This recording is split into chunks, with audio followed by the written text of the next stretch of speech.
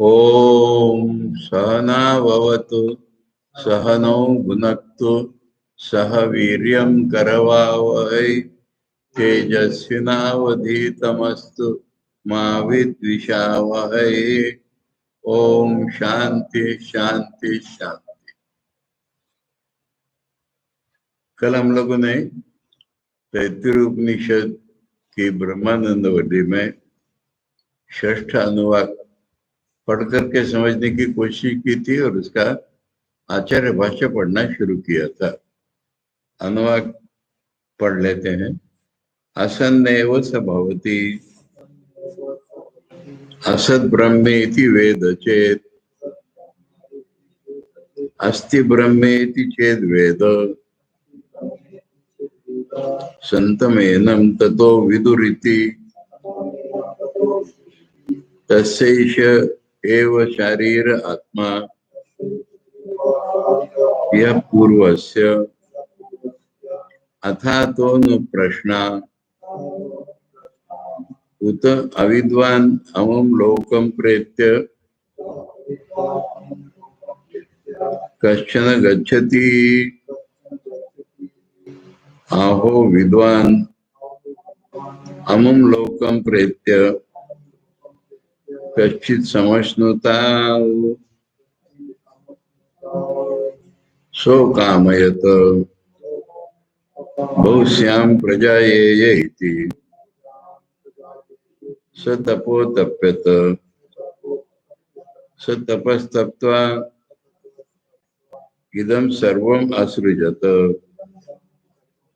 यदिदं किंच तत् सृष्ट्वा तदेवानुप्राविशत् तदनुप्रविश्य सच्च त्यच्च अभवत् निरुक्तं च अनिरुक्तं च निलयनं च अनिलयनं च विज्ञानं च अविज्ञानं च सत्यं च अनृतं च सत्यम् अभवत् यदिदं किंच तत् सत्यमिति आचक्षते तदप्येष श्लोको भवति। इस ब्रह्मानंद वल्ली की पद्धति के अनुसार इसके भी 3 भाग हैं। पिछले अनुवाक में आनंदमय आत्मा बता करके उसकी पुच्छ प्रतिष्ठा ब्रह्म है ये बताया था और उसके बारे में भी एक मंत्र बोला था। तो पहला भाग जो है वो जो पुच्छ प्रतिष्ठा ब्रह्म है उसके बारे में है, आनंदमय आत्मा के बारे में नहीं है। और वो है कि ये पुच्छ प्रतिष्ठा ब्रह्म है भी या नहीं है। तो इसलिए जो इसको नहीं है ऐसा सोचते हैं उनका लाइफ बेकार हो जाता है। आचार्य ने बताया बेकार 2 प्रकार से, एक तो लक्ष्य से चूक जाते इसलिए, और दूसरा फिर वो सन्मार्ग से ही भटक जाते हैं जो भगवान को नहीं मानते तो। और यदि वो सत ब्रह्म है ऐसा इस दृढ़ विश्वास के साथ आगे बढ़ते हैं तो फिर पाए जाते हैं। एक तो ठीक रास्ते पर टिके रहते हैं और फिर ब्रह्म को पा ही लेते हैं। अब ये खाली मान लेना से नहीं होता है। ब्रह्म को या ईश्वर को मानने वाले बहुत मिलेंगे। मैं इस बारे में एक मजेदार घटना बताता हूँ। मैं एक जगह गया था जींद में, हरियाणा में। तो एक जगह मेरा प्रवचन था, तो किसी ने मुझसे प्रवचन के पहले एक प्रश्न पूछ लिया कि दुनिया में कुछ लोग भगवान को मानते, कुछ लोग नहीं मानते, जो भी परसेंटेज हो कम ज्यादा, यथा अगर मगर का प्रश्न जिसे हम कहते हैं, हाइपोथेटिकल। मान लो कि भगवान को सारी दुनिया मानने लग गई तो क्या होगा? और मान लो भगवान को कोई भी नहीं माना, 0% हो गए तो क्या होगा? उनका दूसरे इसका जवाब बहुत आसान है। अगर भगवान को मानना सभी ने छोड़ दिया, कल हम लोग आपस में एक दूसरे को पाड़ के खाने लग जाएंगे। परंतु पहले प्रश्न में डाटे इंसफिशिएंट, भगवान को मानने वाले सब भी हो गए, तो मान के क्या करते हैं? भगवान मान के ताक पर रख देते कहीं स्टैंड में। कितने लोगों से पूछो भगवान को मानते हैं, फिर उसका जीवन में कुछ करते हैं क्या? इसलिए खाली मानने से कुछ नहीं होगा, डेटा ही इनसफिशिएंट है। अगर भगवान को जानते हैं तो फिर 1% भी होंगे किसी कंट्री में, तो स्वामी जी कहते उद्धार हो जाएगा उस कंट्री। इसलिए मानने और जानने में फर्क है। परंतु इस जानने के पहले एक दृढ़ विश्वास, कन्विक्शन, या हम कहेंगे धारणा, या थोड़ी सी झलक अनुभव की, इसकी चर्चा है। यानी यहां तक अगर कोई पहुंच गया है जो पक्का विश्वास है, रास्ता चल रहा है, छठा अनुवाद है ये, इसलिए वो आगे बढ़ने की तो कोशिश चली रही है उसकी, और आनंदमय तक पहुंच गया है। वहां का ये सवाल है कि इसके आगे जाने पर कुछ मिलेगा कि नहीं मिलेगा, और आगे जाने पर भी मिलेगा इस विश्वास के साथ अगर वो आगे बढ़ेगा, उसका सवाल है ये, साधारण आदमी का सवाल नहीं है। तो जो इसको दृढ़ विश्वास से आगे बढ़ेगा तो उसको मिलेगा, ये यहाँ पर कहा गया है। तो ये साधारण आदमी की बात नहीं कही गई। आनंदमय आत्मा तक जो पहुंच गया है उसका ब्रह्म पुच्छ प्रतिष्ठा है, उसके बारे में ऐसे आदमी को भी डाउट होता है कि मैं इसके विवेक चूड़ामणि में कई जगह हमने पढ़ा है कि अगर सब कुछ नहीं है तो फिर मुझे क्या शून्य मिलेगा क्या? उदाहरण हम लोग ले सकते हैं कि स्वामी विवेकानंद की दूसरी विजिट में ठाकुर ने उनको टच कर दिया, तो उनको अनुभव होने लगा कि पूरी दुनिया और उनका मैं एक साथ ही गोल गोल चक्कर काट करके शून्य में चले जा रहे। तो चिल्लाए, अब क्या कर रहे, मेरा माँ बाप है ना, यानी इसके बाद शून्य हो जाएगा सब कुछ, ऐसा उनको लगा। तो ठाकुर ने कहा कि अभी नहीं, अभी नहीं, अच्छा बाद में हो। इसलिए ये सवाल उसका है जो आनंदमय आत्मा तक पहुंच गया है। ऐसे लोगों के मन में भी अब इसके पार जाना नहीं गया। और फिर जैसे हमने आनंदमय कोश के दिन पढ़ा था, सुना था, सोचा था रादर कि आनंदमय कोश में अटकना बहुत लोग पसंद करते, सगुणवादी या द्वैती विशिष्टाद्वैती और अद्वैतियों के झगड़े ही सुन लो। तो कहते अरे और आगे चलो, ये कहते आगे नहीं जाएंगे, आगे नहीं जाएंगे, आगे जाएंगे तो मर जाएंगे। पतंजल योगियों के लिए गौड़पाद जी ने कहा है कि इससे तो डरते हैं अभय भय दर्शन योगी नो बिभ्यति अस्मात्। उन्हें लगता है कि ऐसा कुछ होगा तो हम मर जाएंगे। आत्मनाश भयात्माचर्य। इसलिए ऐसे आदमी के मन में आगे जाने में, इसलिए तो आनंदमय कोश है, ये आगे बढ़ो, ये भी उसीलिए बोला था। पर आगे बढ़ो तो कहाँ जाओ? शून्य में। वहां पर भी अगर अविश्वास हुआ तो फिर वो फल को नहीं पा रहा अपने इच्छित को, और कहीं मार्ग से सन्मार्ग से भटक नहीं जाए। अगर वहां पर उसको मन में चलता है तो उसको मालूम है मुझे मिलेगा। देखो स्वामी जी ने बोला है ज्ञान योग में एक लेक्चर में, माया के लेक्चर में, भगवान बुद्ध के बारे में, कि जब सबसे परे जाने का प्रश्न आया तो एक मन उनका कह रहा है कि परे तो कुछ भी नहीं है, अननोन है, तुम्हें क्या पता। किंतु उन्होंने कहा कि इधर कुछ नहीं है, ये पक्का है मेरा, जो कुछ है उधर ही है। ऐसे स्वामी जी ने बुद्ध का क्या साहस, क्या वीरता ऐसे करके डिस्क्राइब किया। यहाँ पर तैतृक निषेध में भी और आखिर में एक सवाल आएगा, अरे बिना डर के जाओ आगे, ऐसे कहेंगे। तो यहाँ पर एक ऐसी संभावना उस मन में होती है, उसको निकाल देने के लिए अभी और उसकी चर्चा आएगी, पर यहाँ पर इतना कह दिया है कि वो है, इस विश्वास से आगे चलो। तो इसलिए जो वो है वो तो पा ही लेगा, फिर रास्ते पर ठीक चल ही रहा है।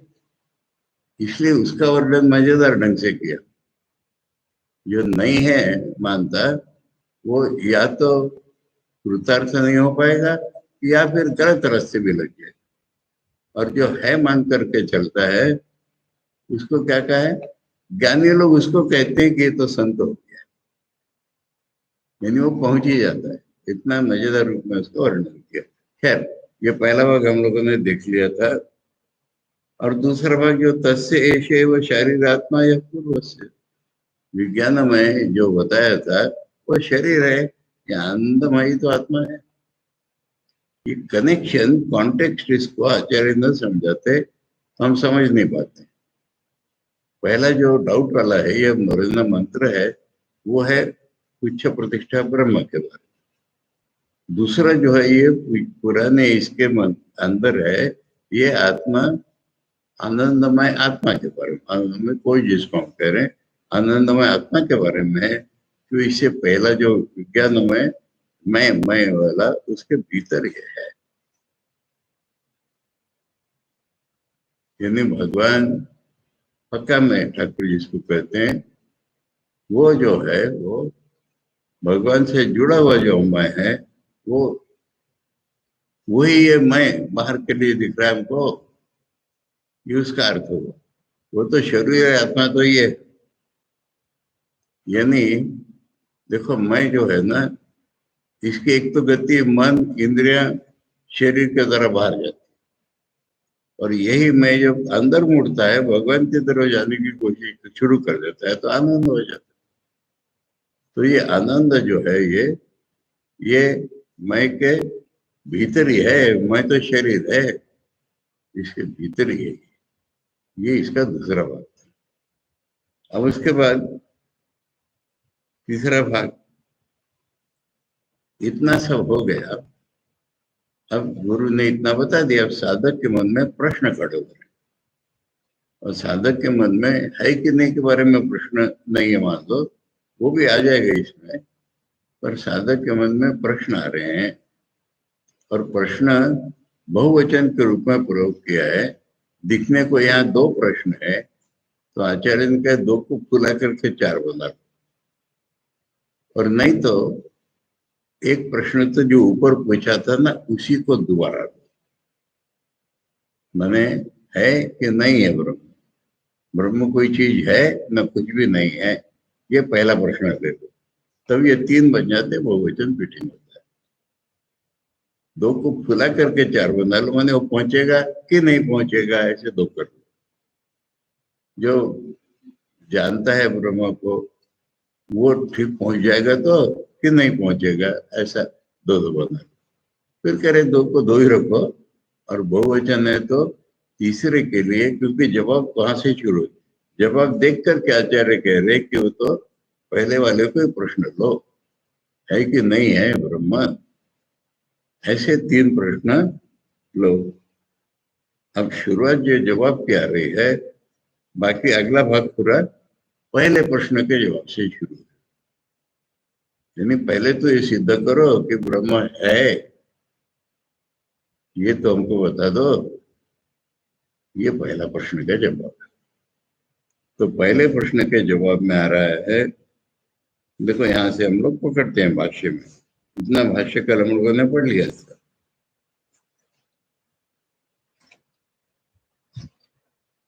हाँ, एतेषां प्रतिवचनार्थम उत्तर ग्रंथ आरभ्यते, जवाब के लिए पूरा बाकी का ग्रंथ है इन तीनों के। तत्र अस्तित्व में तावत उच्यते, इसलिए पहले तो ब्रह्म के अस्तित्व को ही बताने वाला प्रश्न पहले ले, माने ये तो इसके पीछे का ही। यच्च उक्तम सत्यम ज्ञानम अनंतम ब्रह्म इति, तच्च कथम सत्यत्वम इति एतद् वक्तव्यम्। ब्रह्म को जो सत्य ज्ञान अनंत बताया था, पहला ले लो सत्य। तो कैसे है ब्रह्म, सत्य कैसे है, यही प्रश्न है पहले। इति तच्च कथम सत्यत्वम इति एतद् वक्तव्यम, यही पहले बता देना चाहिए। इति इदम उच्यते, इसके लिए कहा जा रहा है। क्या कहा जा रहा है, ये शब्द समझ लो अच्छी तरह से। सत्व उक्त्या एव सत्यत्वम उच्यते। सत्व उक्त्वा, उक्त्या, सत्व उक्ता एव सत्यत्वम उच्यते। ठीक है, पहला शब्द सत, सत्व। सत्व माने सत्व रजत पे मत जाओ। सत्व माने होना, होना, अस्तित्व।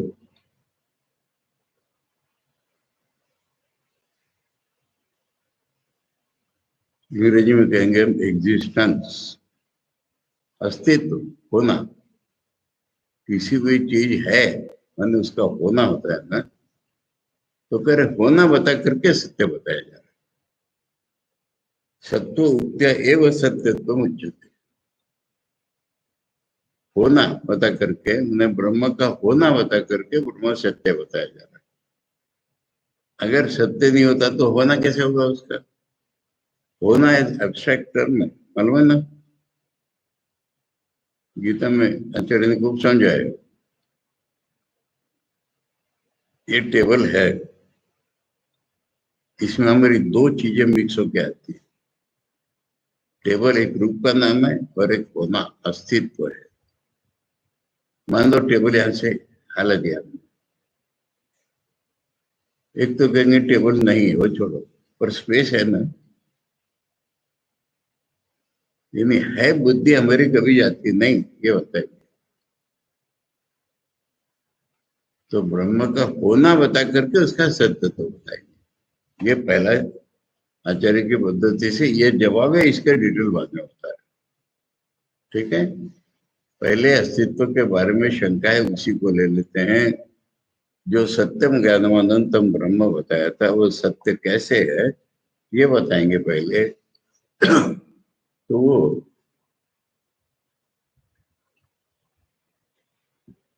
उसका होना बता करके उसका सत्यत्व बताएंगे। ये सेंटेंस है, सत्व उक्त्या एव सत्यत्व उच्यते। ठीक है, सत माने सत्य नहीं, सत माने होना, सत माने एग्जिस्टेंस। ब्रह्म सच्चित आनंद कहलाता है, होना, चैतन्य, आनंद। या सत्यम ज्ञानम अनंतम ब्रह्म, वो सत्य बोला है। और सच्चिदानंद जब वो कहते तो सत्य कहते। तो सत बता करके सत्य तो बताया जा रहा है, ये वाक्य।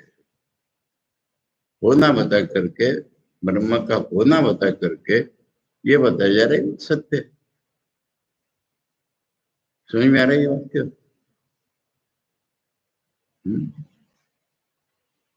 हाँ, तो फिर बता रहे हैं, उक्तम ही सदैव सत्यमिति। उपनिषदों में या यहाँ पर भी, ये बाद में अंत में आएगा, देखो। जो भी है, सत्य जो होता है वही सत्य होता है। जिसका होना होता है वही सत्य होता है। जिसका होना नहीं होता है वो सत्य नहीं होता है। तो ये बात तो पक्की है। इसलिए होना बता करके सत्य तो बताया जाएगा। तस्मात सत्व उक्त्या एव सत्यत्वम उच्यते। रिपीट किया उसको, पहले जवाब बताया है कि होना बता करके ही सत्य तो बताया जाएगा, क्योंकि जिसका होना है उसी का सत्य होगा, वही सत्य होगा। इसलिए होना बता करके ही सत्य तो बताया जा रहा है। कथम एवं अर्थता अवगम्यते अस्य ग्रंथस्य शब्दानुगमात्। अच्छा ये बताइए कि इस ग्रंथ के शब्दों के आधार पर आप ऐसा कैसे बता रहे हैं? इस ग्रंथ के शब्दों के आधार पर आप कैसे बता रहे हैं कि होना ही सत्य है, होना ही बता करके सत्य बताया जा रहा है? ये इस ग्रंथ के अनुसार कैसे बता रहे हैं?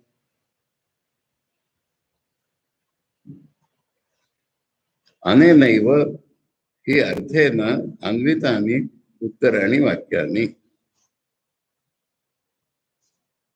उत्तर के जो वाक्य हैं उसमें ये अर्थ भरा हुआ है, अनुस्यूत है। ये अर्थ इम्प्लाइड है या इंक्लूडेड है आगे के वाक्यों में।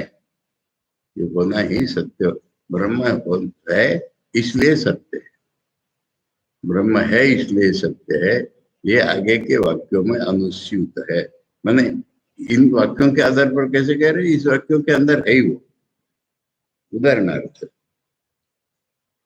तत्सत्यमिति आचक्षते, लास्ट, इसी अनुवाद का लास्ट वाक्य तत्सत्यमिति आचक्षते, यानी इसी अनुवाद में कहा है होना पहले बता करके सारा बताएंगे और वो कहेंगे इसलिए उसमें सत्य कहते हैं। यहाँ पर होना के आधार पर सत्य बताया जा रहा है, दिख रहा है हमको। और बाद में बताएंगे सातवें अनुवाद में यदेश आकाश आनंद न स्यात् इत्यादि, किसी चीज को बताने के लिए पॉजिटिव नेगेटिव दो मेथड, ये है if A is true then B is true, if A is not true B is not true। यानी सत्यानुग में कहेंगे अगर ये आनंद स्वरूप ब्रह्म नहीं होता तो कौन जीने की इच्छा करता? इसके द्वारा भी उसका होना बताया जा रहा है।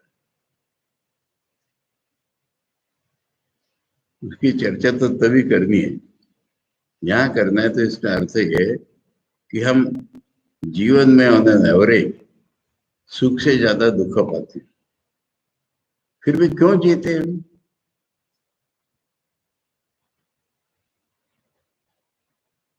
आदमी कितना भी बीमार हो, कितना भी भुगत रहा हो, मरना नहीं चाहता। क्यों? क्योंकि ब्रह्म है। कैसा है? आनंद स्वरूप ब्रह्म है इसलिए उसकी आशा लगाए आदमी जीता। ठीक है, आनंद उसका स्वरूप है, ठीक है, पर है ना वो। अगर आनंद स्वरूप ब्रह्म नहीं होता, आकाश यहाँ ब्रह्म का ही नाम है, अगर आनंद स्वरूप आकाश को रिलेटिवली आनंद स्वरूप आकाश नहीं होता तो श्वास नहीं लेता, श्वास तो वायु से होती है। आनंद स्वरूप ब्रह्म नहीं होता तो कौन जीने की इच्छा करता? ऐसे इसको ही सत्य कहा है ये वाक्य। और आनंद स्वरूप आत्मा नहीं होता तो कौन जीने की इच्छा करता? इन दोनों द्वारा होने के द्वारा ही उसका सत्यत्व तो बताया गया है। ठीक है, इत्यादि ऐसे वाक्य और भी मिलेंगे।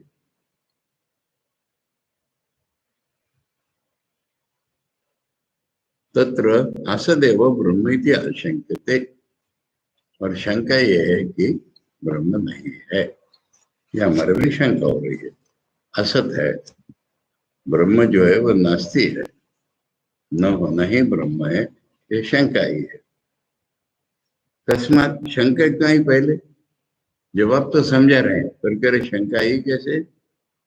यद अस्ति तद देखो, सत और असत की पहचान साधारण आदमी की सोच और ज्ञानी की सोच, ज्ञानी की सोच बता दी, होने से वो सत्य है। अब साधारण आदमी कैसे सोचता है, होना नहीं समझ पाता वो। यद अस्ति तद विशेष तो गृह्यते यथा घटादि, जो होता है तो उसका कुछ हमको गुण दिखता है। घड़ा है तो घड़े का रूप दिख रहा है हमको। यद नास्ति तन्न उपलब्धते यथा शश विषाणादि, कोई कह देगा कि खरगोश का सींग, वो नहीं है क्योंकि हमको कहीं दिखेगा ही नहीं, वो विशेष नहीं दिखेगा उसको कोई। यानी हम कह रहे हैं ना नाम रूपात्मक सृष्टि, वही तुरंजी का सत्य, जगत सत्य, अरे जो हमको उपलब्ध होता है तो वो विशेष रूप में उपलब्ध होता है। अब जो विशेष रूप में उपलब्ध होता है माने फाइनाइट होता है वो, पर जो उपलब्ध होता है तभी हम सच कहते हैं ना उसको। और जो उपलब्ध होता ही नहीं, किसी को ही नहीं होगा उपलब्ध, तो वो सच कहाँ से आएगा। तथा न उपलब्ध है ब्रह्म। ब्रह्म का कोई विशेष कोई बता ही नहीं सकता, क्या उपलब्ध होगा ब्रह्म किसी को। वो तो आदमी खत्म हो जाएगा तो ब्रह्म प्रकट होता है। तो ब्रह्म काला है कि पीला है हमको उपलब्ध नहीं होगा। ब्रह्म की कोई विशेषता उपलब्ध नहीं होगी, इसलिए नहीं है ये शंका ये साधारण आदमी के मन में।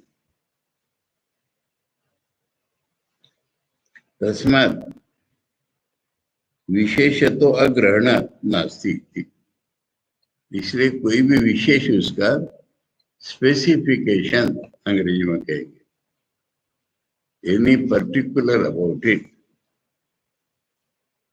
उपलब्ध न होने से ब्रह्म नहीं है, इसलिए शंका होती है। तन्न, तन्न माने ये इस प्रकार की सोच ही गलत है कि विशेष उपलब्ध होता है तो और नहीं होता है तो, ये सोच गलत है। कैसे? आकाश आदि कारण ब्रह्मण, उसी आत्मा से आकाश निकला तो कुछ नहीं से निकलता है क्या कुछ? वहीं पर मालूम हो गया कि कुछ है। आकाश आदि कारण ब्रह्मणा न नास्ति ब्रह्म, इसलिए ब्रह्म नहीं है ये बात मत करो। आकाश का कारण है वो, लेकिन उसका पर्टिकुलर हमको उपलब्ध नहीं हो रहा है, और वो पर्टिकुलर्स का कारण है। सारे पर्टिकुलर्स उससे उत्पन्न हो रहे हैं, उत्पन्न होने के पहले पर्टिकुलर्स नहीं दिखेंगे हमको। तस्मात् आकाश आदि ही सर्वम कार्यम ब्रह्मणो जातम गृह्यते। तस्मात् माने किस तरह, जितने भी पदार्थ हैं आकाश आदि, आकाश से शुरू करके तो ब्रह्म से उत्पन्न होते हैं ना। ब्रह्म से ही उत्पन्न हो रहे ना। हम सादी भाषा में कहेंगे ईश्वर ने बनाई है ना दुनिया ये, तो फिर ईश्वर नहीं जैसे कहोगे, जो नहीं है उसने दुनिया बनाई।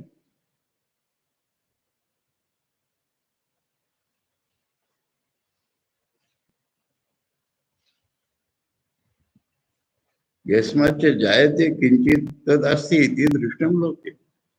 इस दुनिया में किसी से अगर कोई चीज बनती है तो वो चीज होती है। मिट्टी से घड़ा बनता है तो मिट्टी होती है। इस दुनिया में किसी भी चीज से कोई चीज बनती है तो जिससे बनती है वो तो होती है। यही तो हमारा अनुभव है। यथा घटांकुरादि कारणम स्मृत बीज आदि, दो उदाहरण देते। मिट्टी है तो घड़ा दिखता है हमको, घड़ा दिखता है हमने मिट्टी है, और अंकुर दिखता है तो बीज है। बीज से अंकुर निकलता है तो इसीलिए बीज है, बिना बीज के अंकुर कहाँ से निकलेगा। तो इसलिए कोई चीज किसी का कारण होती है तो वो होती है। ऐसे दो उदाहरण दिए दुनिया में। तस्मात् आकाश आदि कारणत्वात् अस्ति ब्रह्म, इसलिए आकाश आदि का कारण होने से ब्रह्म है। ठीक है। न च असतो जातम किंचित गृह्यते लोके कार्य। दूसरी साइड, जो नहीं है उससे कुछ बनता नहीं है दुनिया में। जो नहीं है उससे दुनिया में कुछ बनता नहीं देखते हम। असत चेत, अब ये क्या बन रहा है ना इसको बता रहे। असत चेत नाम रूपादि कार्य निरात्मकत्वात् न उपलब्ध। दुनिया क्या है? नाम और रूप। और कारण रूप अगर ब्रह्म नहीं होता तो नाम और रूप हमको उपलब्ध ही नहीं होते दुनिया में। उपलब्ध है तू, पर हमको नाम और रूप तो उपलब्ध हो रहे हैं, इसलिए उसका भी कुछ कारण होना चाहिए। तस्मात् अस्ति ब्रह्म, इसलिए ब्रह्म है। असत चेत कार्यम गृह्यमाणम अपनी असत अन्वितम एव तत्स्यात्। ये एक दूसरा थोड़ा सूक्ष्म, अच्छा, इंटरेस्टिंग है ये, कि हमको दिख रहा है नाम और रूप, पर हमको नहीं है, नहीं है ऐसा दिखता।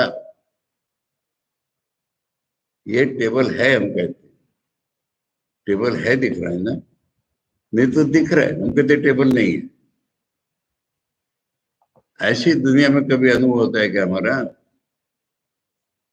अगर ब्रह्म में सर्प नहीं है, वो भी तो रज्जु है ना, सर्प नहीं है, ये हमको तब अनुभव में आता है जब हम रज्जु देख लेते हैं तब। तो दुनिया की हम नहीं, ऐसा अनुभव होता है कि किसी को, पागल को हो जाता है कभी, तो दशम स्तमसी वाली। तो दुनिया की सारी चीजें असत से अन्वित होती, नहीं है, नहीं है ऐसी प्रतीति होती, ये किसी को नहीं हो रही। ब्रह्म है, अरे पर अनुभूति में हमारे है ना, नाम और रूप नहीं होगा, उसके पीछे ब्रह्म है फिर। नाम और रूप भी हमको है रूप में अनुभव होते, नहीं है रूप में नहीं होते। तो ये है असत अन्वितम एवं तत्सत। अगर ब्रह्म रूपी सत्य उसका कारण नहीं होता, तो फिर नाम रूप भी हमको नहीं है, नहीं है अनुभव में होते। अब कितना सीधा है, ब्रह्म सत्य में जगत सत्य, क्या बिगड़ा उसमें? अनुभव में आ रहा है हमको, नहीं ऐसा अनुभव में आ रहा है क्या जगत? न च एवं, ऐसा नहीं है, तस्मात् अस्ति ब्रह्म तत्र, इसलिए ब्रह्म है। कथम असता सज् जायते इति श्रुत्यंतरम असता सज्जन्म असंभवम अन्वाचष्टे न्यायता। छांदोग्य उपनिषद में अरुणिषद केतु को समझा रहे हैं कि शुरू में सत ही था, एकमेव अद्वितीय था, उससे दुनिया निकली। कहते हैं कि कोई कहते हैं कि शुरू में कुछ नहीं था, उससे दुनिया निकली, कोई कहते हैं। ऐसा कह के बताने की, अच्छा अगर कुछ नहीं था तो दुनिया निकलेगी कैसे रे? इसलिए सत था। तो ये बात तर्क से बता रहे हैं ना, लॉजिक करके, इसलिए कह रहे हैं कि न्यायता असता सज्जन्म असंभवम अन्वाचष्टे न्यायता। और उन्होंने लॉजिकली उसको बोला कि असत से कुछ सत्य नहीं निकलता, तस्मात् सदैव ब्रह्म इति युक्तम्। इसलिए ब्रह्म सत है, ब्रह्म है। अब क्या हुआ कि कारण रूप में समझाया ना, वो सत्यम ज्ञानम अनंतम बताया, तो वो बात दोबारा आ गई कि तुम ब्रह्म को सत्य क्यों कह रहे हो, सबका कारण है। अब कारण तो उपादान कारण हो गया ना, ये मिट्टी से घड़ा बनता है, ये उपादान कारण हो गया। कुमार नहीं आया यहाँ पर कि कुमार के बिना घड़ा नहीं बनता, ऐसी बात नहीं आई है, तो उपादान कारण है। तो उपादान कारण है तो जड़ हो जाता है फिर। तद यदि मृत बीजादिवत कारणम स्यात् अचेतनम तरी, बीज को भी अचेतन मान रहे, मिट्टी से घड़ा निकलता है, बीज से अंकुर निकलता है, ऐसे तुम कह रहे हो ब्रह्म से दुनिया निकलती है, तो वो तो अचेतन हो गए बीज और मिट्टी। तो ऐसा ब्रह्म है क्या? देखो, आचार्य के शास्त्र का अर्थ निकालने की पद्धति न काम है थी तो, अरे टेक के अनुसार समझा रहे ना, इसके बाद वाक्य आ रहा है, ये मंत्र को फॉलो करते चलो साथ साथ, हाँ? मंत्र को एक तरफ करके रखो।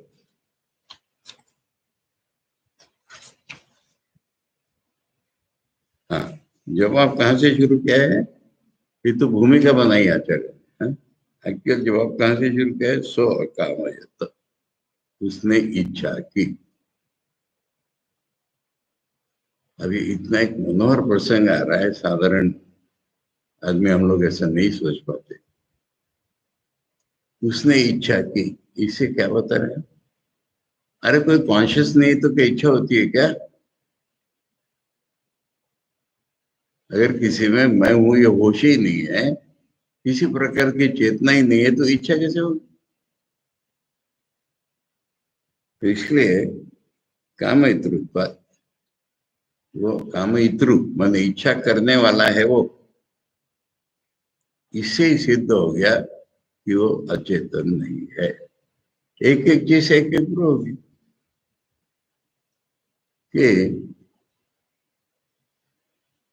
है, कारण रूप से है, तो उपादान कारण मालूम होता है हमको, मटेरियल मालूम होता है, तो चेतन नहीं मालूम होता। तो उसने इच्छा की, तो इच्छा की से हमको मालूम है कि चेतन नहीं। देखो इसमें एक भयंकर प्रसंग आ रहा है। साधारण आदमी ईश्वर की भी इच्छा होती है क्या सवाल पूछते, तो यहाँ कहेंगे कि हाँ ईश्वर की इच्छा होती है। हम में ईश्वर में क्या फर्क है समझा देंगे। ये सवाल बाद में आएगा इसमें। पर इच्छा है ना, इसका मतलब चेतन है, बस इसके लिए यूज किया हमने इसको। काम इत्र नहीं, काम इत्र अचेतनम अस्ति लोके। फिर वही दुनिया को देख के हम लॉजिक बनाते हैं ना। तो इस दुनिया में ऐसे कोई है क्या कि चेतन नहीं है और इच्छा हो रही है उसको?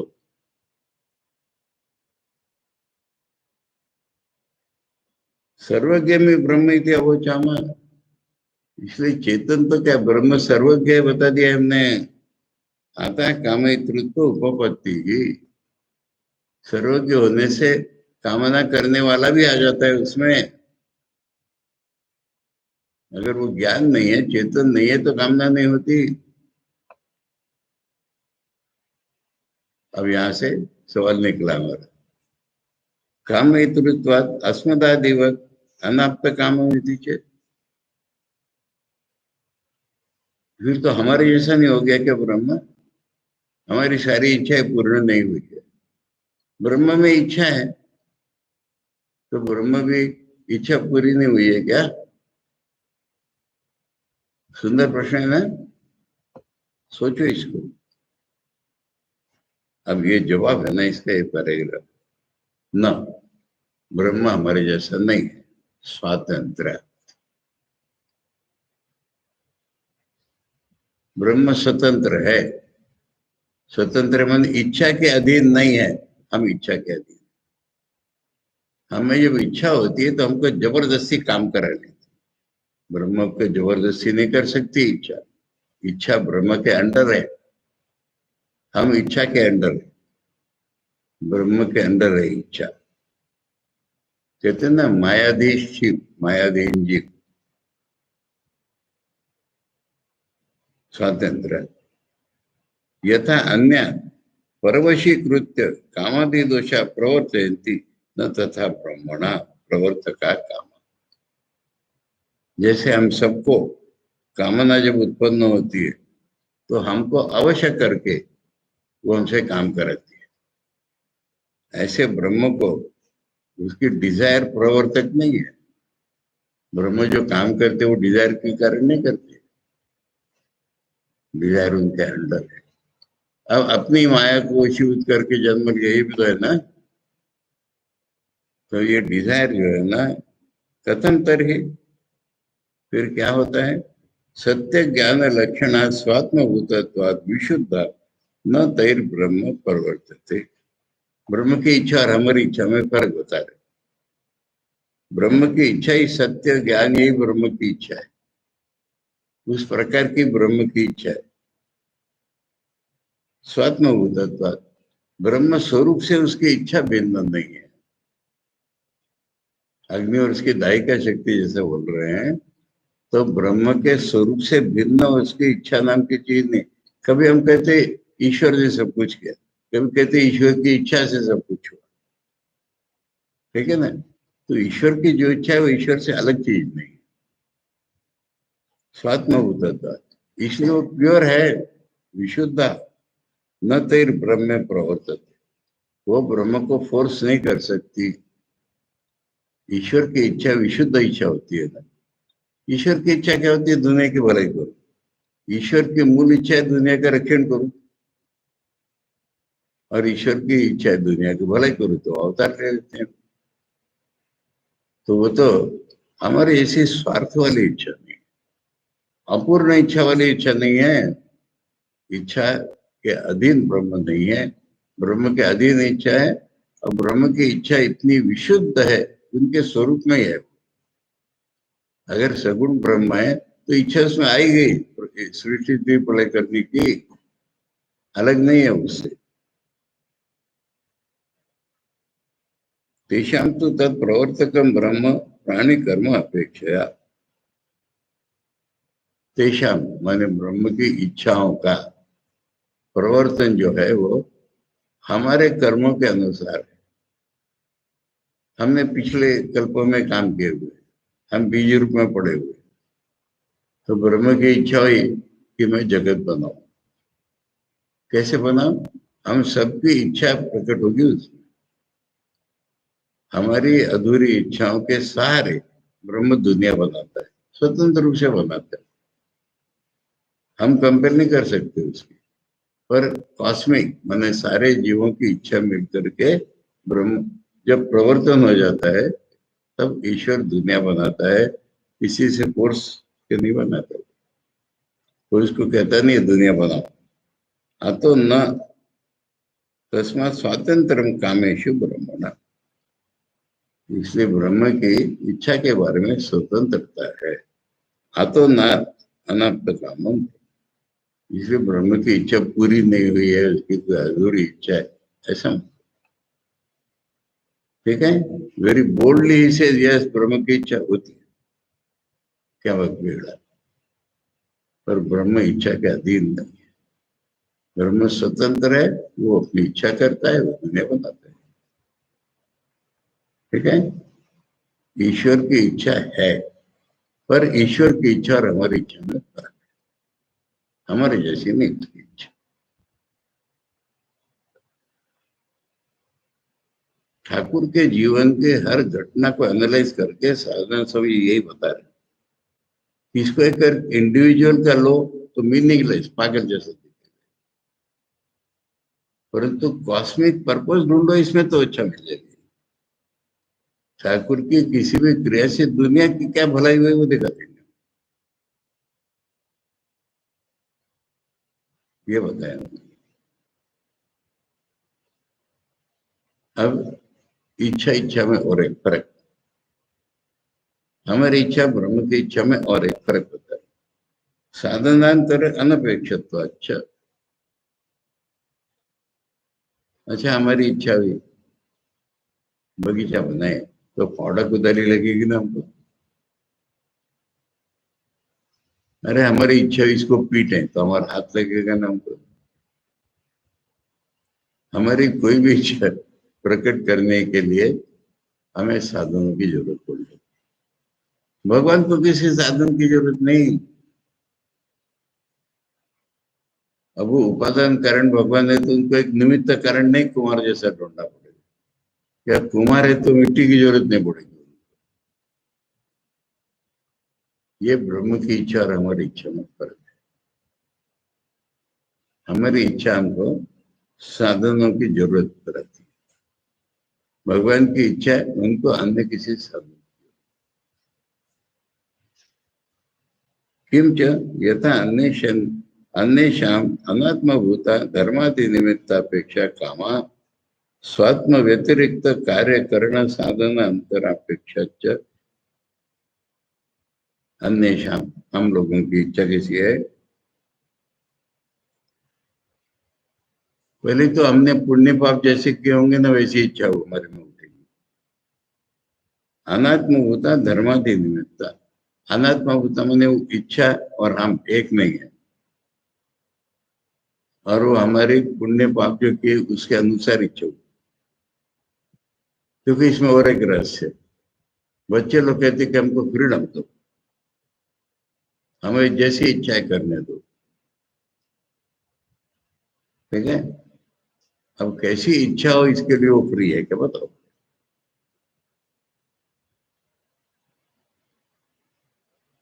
इच्छा के अनुसार हमको करने दो, यानी इच्छा स्वतंत्र होगी, तुम स्वतंत्र नहीं प्रूव होगे। और कैसी तुम्हारी इच्छा होगी ये तुम्हारे ऊपर डिपेंड है। अच्छे काम किए होंगे तो अच्छी इच्छा होगी। तुम्हारा स्वभाव विचित्र है, मारो दूसरों को, ये इच्छा उठ रही तुम्हें। तो ये अनात्म होता धर्मादि निमित्त अपेक्षा काम, पुण्य पाप के अनुसार हमारा स्वभाव जैसा बन गया वैसी इच्छा। We want freedom forever desires, but that does not give us freedom. That gives the freedom to the desires.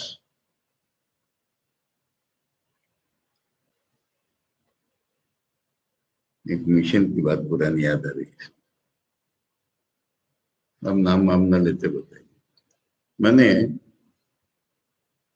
कुछ लोग कहते हैं कि कोई सेंटर में है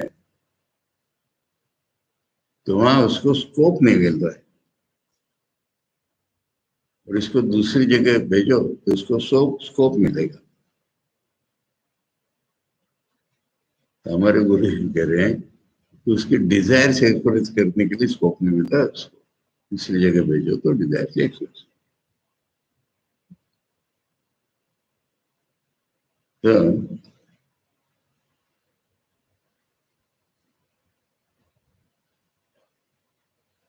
ऐसे ब्रह्म का नहीं, ब्रह्म को कोई डिजायर ऐसी नहीं है। न तथा ब्रह्मणो निमित्तादि अपेक्षित। निमित्त माने या तो ऐसा मनो निमित्त टेक्निकल टर्म कि ब्रह्म उपादान कारण है तो उसको निमित्त की जरूरत, या फिर निमित्त का साधन अर्थ लो कि उसको ऐसे कोई निमित्त नहीं लगता कामना की, स्वतंत्र है वो। किम तरी स्वात्मनो अनन्या, ईश्वर और ईश्वर की इच्छा में फर्क नहीं, उससे अलग ही नहीं। जैसे ईश्वर विशुद्ध है ऐसे उसकी इच्छा भी। यानी हम कहेंगे अवतार का लक्षण जब होता है कि इसमें और जीव में क्या फर्क है, बचपन से इसमें स्वार्थ पर इच्छा कोई नहीं, जो हम है ये कह रहे। तदे तदा, अब समझ लो ये इच्छा है, यानी वो चेतन है। तदे तदा सो अकामयत, सो कौन यहाँ पर, स आत्मा, यस्माद आकाश संभूता, जिस आत्मा के बारे में पहले बोल दिया था कि उससे आकाश निकलता है, उसी आत्मा की बात यहाँ पर है अल्टीमेट रियलिटी के बारे में, कि उसको इच्छा थी। कमितवान, वो इच्छा वाला हो गया। कथम, क्या इच्छा है उसको, बहुत श्याम, बहु प्रभुतम श्याम भवेयम, ये इच्छा है, मैं बहु हो जाऊं। उसमें उसको क्या सेल्फिशनेस मिलने वाला है, बहु हो जाऊं। उसके आदि नहीं है इच्छा, तो उसको फोर्स नहीं करता तुम बहु हो जाओ।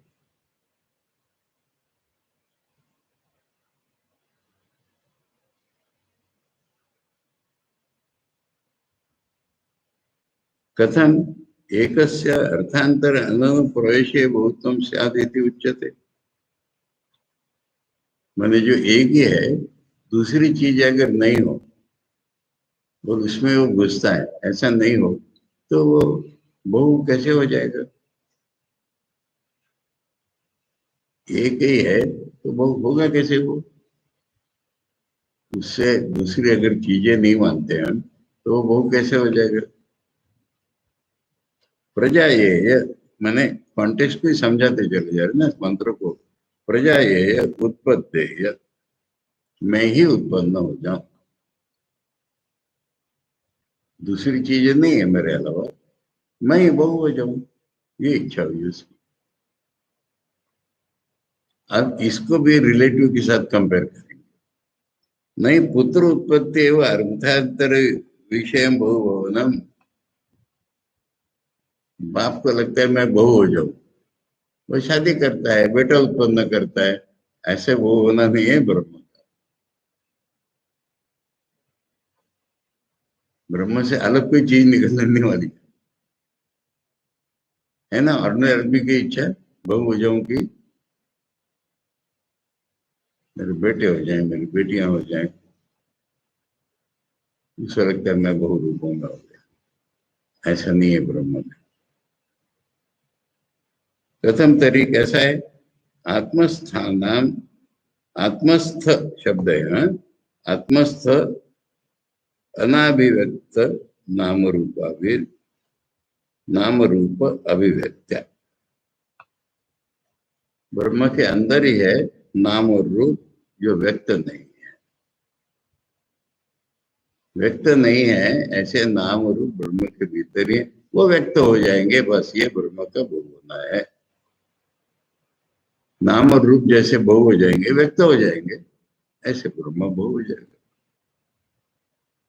अब देखो, मुझे एक बात, कई बार मैंने उदाहरण दिया उसका, कि एक पेड़ की डगाली जमीन में काट दी तो एक जीव हो गया ना।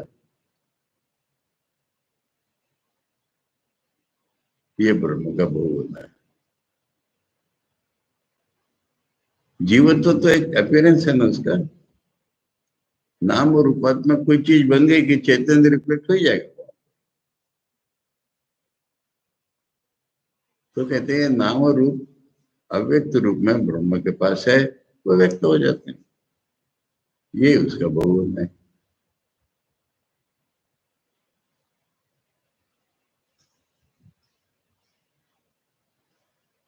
यदा आत्मस्थे अनभिव्यक्ते नाम रूपे व्याक्रियते तदा नाम रूपे आत्मस्वरूप परित्यागेन एव ब्रह्मण अप्रविभक्त देश काले सर्वावस्था व्याक्रियते। हम लोग इस श्लोक को रोज ही सोचते हैं, ये आचार्य भाषा द्वारा समझा रहे हैं। तदा तन्नाम रूप व्याकरणम ब्रह्मणो बहुभुवनम। ये जो व्याकृत व्याकृत शब्द है ना, इसके छेद करो। हाँ क्रियते, हाँ। मैंने कहते हैं ना, ब्रह्मा ने मुंह फाड़ा, उसमें दुनिया दी। आकार कहते हैं आकृति। वी लगा दो, विशेष आकार। ये है नाम रूप। आ हो जाता, हाँ। अव्यक्त है वो व्यक्त हो जाते हैं। नाम, कोई अनाहत ध्वनि होगा, उससे ओम निकला, ओम से निकले, उससे चीजें निकलने लगी दुनिया। तो ये अनव्यक्त नाम रूप जो है, जब व्यक्त होते हैं ना, वो अच्छा है तो ब्रह्म रूप। नाम रूप ब्रह्म के पास है ना, ब्रह्म रूप है ना। तो जब व्यक्त हो जाते हैं तो ब्रह्म रूप ही रहते हो। ब्रह्म स्वरूप कहाँ छोड़ा उन्होंने? क्योंकि ब्रह्म से बाहर निकलना कुछ है ही नहीं। व्यक्त होना तो क्या बाहर निकल गए क्या ब्रह्म के? ब्रह्म रूप न, ब्रह्म स्वरूप न छोड़ते हुए वो व्याकृत हो रहे हैं दुनिया। अप्रविभक्त देश काले, मैंने ब्रह्म में ऐसी कोई स्पेस नहीं है।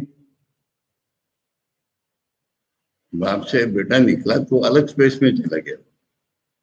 काले, पहले बाप था फिर बेटा हो गया। ऐसे ब्रह्म से काल भी कोई अलग नहीं है, देश भी कोई अलग नहीं है, वहीं पर वो अभिव्यक्त हो रहे हैं।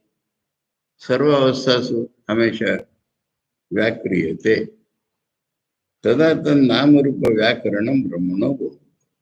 तब उस नाम और रूप का प्रकट हो जाना, ये ब्रह्म का भोग होना है।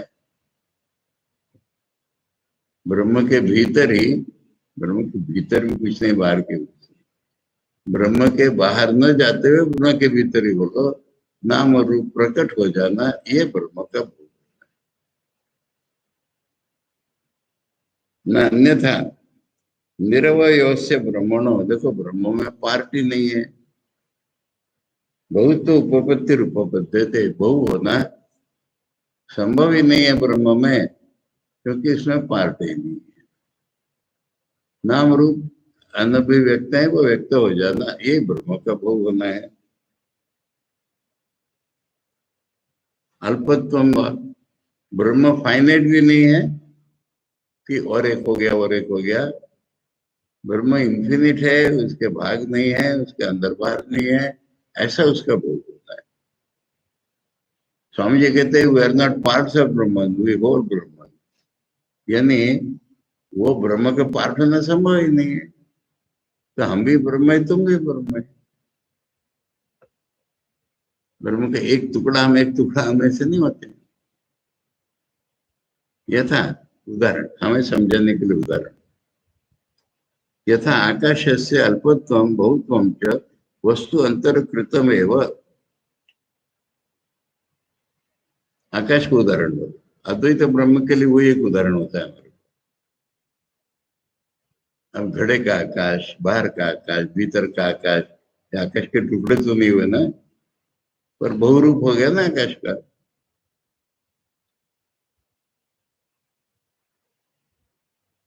तो आकाश का फाइनाइटनेस माने घड़े का आकाश, और घड़े का इस घड़े का उस घड़े का ऐसे बहु होना, ये तो उन वस्तुओं के कारण है। यानी घड़ा नहीं होगा तो आकाश के भेद नहीं होंगे, और घड़ा हो गया तो आकाश के भेद प्रतीत हो रहे, आकाश के भेद नहीं हुए। इसको हम उपाधि कहते हैं। तो वो जो नाम और रूप प्रकट हुए, उनके कारण ब्रह्म बहु हमको दिखने लगा। अपने में कुछ नहीं हुआ उसको, आता तद्वारेण एव आत्मा बहु होती। इसलिए नाम और रूप प्रकट हुए, तो नाम और रूप अलग अलग है, इसलिए ब्रह्म अलग अलग दिखने लगा, और कोई ब्रह्म का बहु होना नहीं है। न वो फाइनाइट है न टुकड़े है उसके। जैसे आकाश बिना फाइनाइट बिना टुकड़े हुए बहु लगने लगता है, ऐसे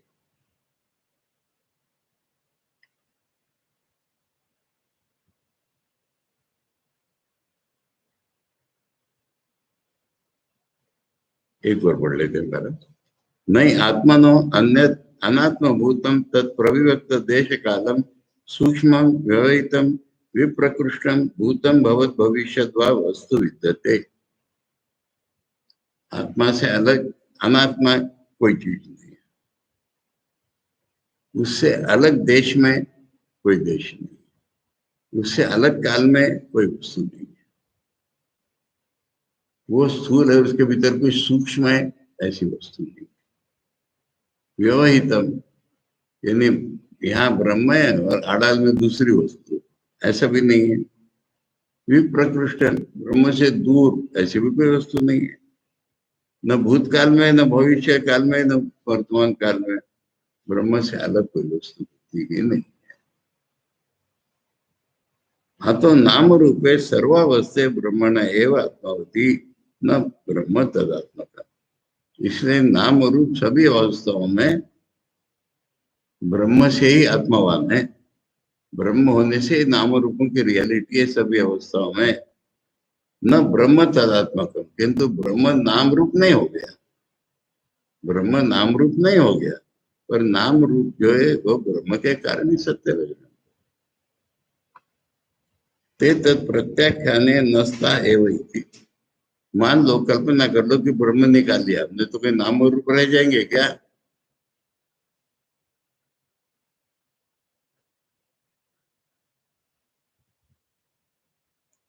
इति तदात्मक उच्यते, इसलिए कहते हैं नाम रूप ब्रह्मात्मक हैं, क्योंकि ब्रह्म नहीं रहे। मैं एक उदाहरण देता हूँ ना, तरंग का पानी। अगर पानी निकाल लिया तो तरंग का आकार भी नहीं रहेगा, तरंग भी नहीं रहेगी। तो कल्पना करो ब्रह्म चला गया तो कोई दुनिया ही नहीं रहेगी फिर। इसलिए वो ब्रह्म रूप ही बताएंगे। ताभ्याम च उपाधि, इसका नाम उपाधि। जो वस्तु स्वरूप नहीं है पर वैसा प्रतीत हो रहा है हमको, उन उपाधियों के द्वारा ही ज्ञातृ ज्ञेय ज्ञान शब्दार्थ आदि, उसी में फिर मैं जानता हूँ, मेरा ज्ञान है, मैं तुमको जानता हूँ, ऐसे भेद इन शब्दों के अर्थ आदि सर्व समव्यवहार भाग पर वही ब्रह्म आपस में हम लोगों का जो व्यवहार है सब प्रकार का उसी से बन जाता है, नाम रूप का। ठीक है। ओम सहना भवतु सहनौ भुनक्तु सह वीर्यं करवावहै तेजस्विनावधीतमस्तु मा विद्विषावहै। ओम शांति शांति शांति। हरि ओम तत्सत। श्री रामकृष्ण अर्पणम।